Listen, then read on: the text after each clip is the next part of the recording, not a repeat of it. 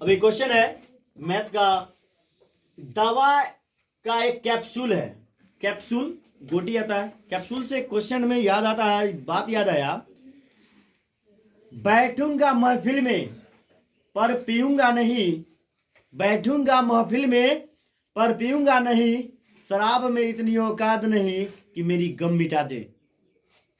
तो कैप्सूल में इतनी दम नहीं होगा कि अभी की व्यक्तियों को जो है से गम मिटा दे। पर क्वेश्चन है दवा का एक कैप्सूल बेलन की आकार की है। दवा जो कैप्सूल होती है वो किस आकार की है? बेलन की आकार की है, जिसके दोनों सिरों पर एक एक अर्धगोलाकार बनाया हुआ है। जब दवाई कैप्सूल खोलते हैं तो देखते हैं कि वो गोल के बेलन अर्ध बेलनकार बन जाती है, जो कि बीच भाग से उसको गोटी को खोलने वाला भी रहता है ना। तो कैप्सूल की लंबाई जो है वो 14 mm का है ना, और इसकी ऊंचाई जो है, व्यास जो है वो 5 mm का है। तो कहता है इसका पृष्ठीय क्षेत्रफल ज्ञात करने के लिए, तो पृष्ठीय क्षेत्रफल ज्ञात करने के लिए कह रहा है कैप्सूल का व्यास 5 सेंटीमीटर दिया गया है कि कैप्सूल का व्यास कितना है? 5 सेंटीमीटर है। ओह सॉरी, mm है, यानी मिलीमीटर है।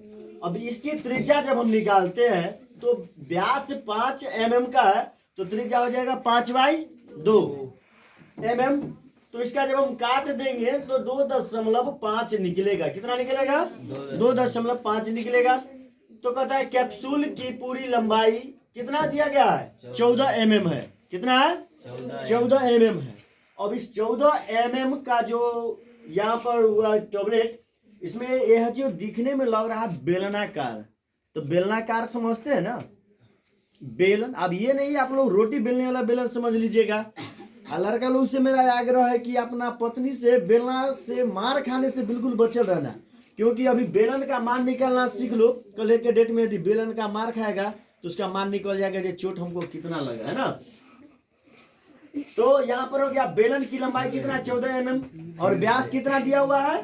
5 mm। दोनों को मान को हम घटा दिए। 14 mm में से 5 mm का माइनस किए तो कितना बचा? 9 mm हो जाएगा, है ना। अतः दिए हुए जो कैप्सूल है, जो माने कैप्सूल जो दिया गया है, इस कैप्सूल का पृष्ठीय क्षेत्रफल हमें ज्ञात करना है कि आखिर कैप्सूल कितनी दूरी में बनाया हुआ है, वह कितनी द्रव्यमान के साथ बना हुआ है। तो इसका फॉर्मूला हो जाता है 2 × अर्धगोला का पृष्ठीय क्षेत्रफल प्लस में बेलन का पृष्ठीय क्षेत्रफल। तो यहाँ पर हो जाएगा 2 × 2πr² प्लस 2πrh। अब यहाँ पर इसको क्या करेंगे कि कॉमन ले लिए, तो 2π को कॉमन ले लिए, और 2π को कॉमन लेने के बाद यहाँ पर हो गया कि 2π कॉमन लेने के बाद यहाँ पर हो गया 2r प्लस कितना? h कॉमन में आ गया। अब यहाँ पर चला जाएगा कि 2 पाई का मान कितना हो गया? 22/7। 22/7 गुने r का मान कितना आया था?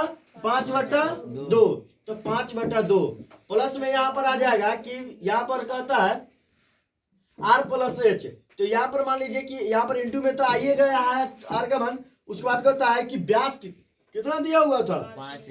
5 m प्लस घटा करके मान कितना आया है? 9 m आया है। ये दोनों को जोड़ दिए, है ना। तो जब जोड़ते हैं तो 9 × 5 = 14 हो गया।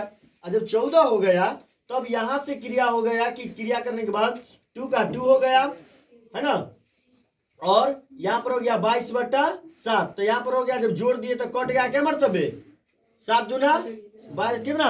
14, और 2 से 2 यहाँ डिवाइड हो जाएगा, है ना। यहाँ पर 14 हो गया तो 7 से 7 दूना 14, और 2 यहाँ हुआ, 2 से 2 डिवाइड हो गया, बच गया कितना? 2 × 22 × 5। अब 22 को हम क्या करेंगे कि 2 से गुना करेंगे, तो 22 दूना 44, और 44 में 5 से गुना किए तो 120, अतः सॉरी 220। अतः यह कैप्सूल का जो क्षेत्रफल निकला कितना निकला? 220 mm² का निकला।